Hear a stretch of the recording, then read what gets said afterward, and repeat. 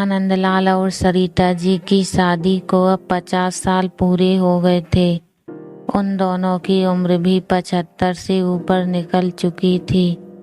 दोनों ने अपनी पूरी जिंदगी एक दूसरे के साथ काफी हंसी खुशी से बिताई। दोनों बिल्कुल दो जिस्म एक जान बनकर जिए थे। सुख दुख के साथ साथ उन्होंने अपने अपने पर्सनल रहस्य भी एक दूसरे के साथ शेयर किए थे। हाँ, सरिता जी ने केवल एक रहस्य आनंदलाल को कभी नहीं बताया। सरिता जी ने अपने कबर्ड के सबसे ऊपर के खाने में एक जूतों का बॉक्स रखा करती थी, जिसे किसी को भी, यहाँ तक कि खुद उनके पति को भी छूने की मनाही थी। मनाही क्या, सख्त वार्निंग थी। सरिता जी ने पति से कह रखा था कि समय आने पर वो उस बॉक्स का राज उन्हें जरूर बताएंगे।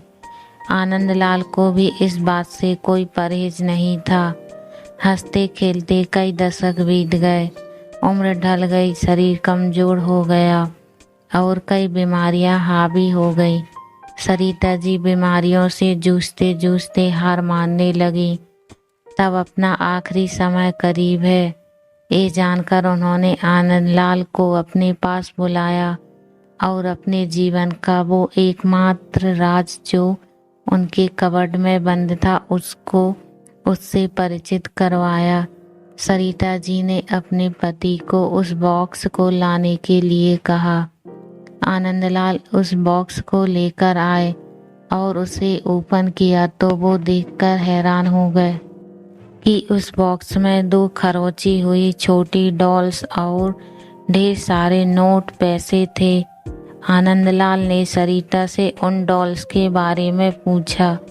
सरिता जी ने कहा, जब मेरी शादी होने वाली थी तब मेरी दादी ने मुझे समझाया था कि अगर अपनी शादी को लंबे समय तक चलानी हो तो एक दूसरे से जितनी हो सके आर्गुमेंट्स और शिकायतें कम हो, उसका ध्यान रखना।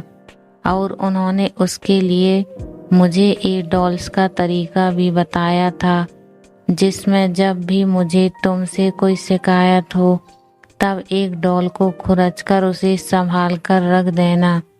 सरिता जी की बात सुनकर आनंदलाल की आंखें भीग आईं, क्योंकि पिछले 50 सालों में सरिता जी को उनसे सिर्फ 2 बार शिकायत हुई।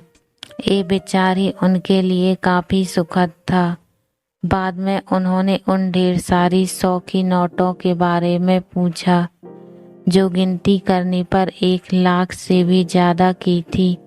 सरिता जी ने कहा कि ये नोट मैंने तब तक इन बॉक्स में डाली जब जब मैंने आपके साथ कोई खुशी या संतोष के पल बिताए। आनंदलाल जी अपनी पत्नी को गले से लगाकर रो पड़े और बोले, मेरे किसी जन्म के पुण्य ही होंगे जिससे मुझे तुम जैसी पत्नी के रूप में मिली।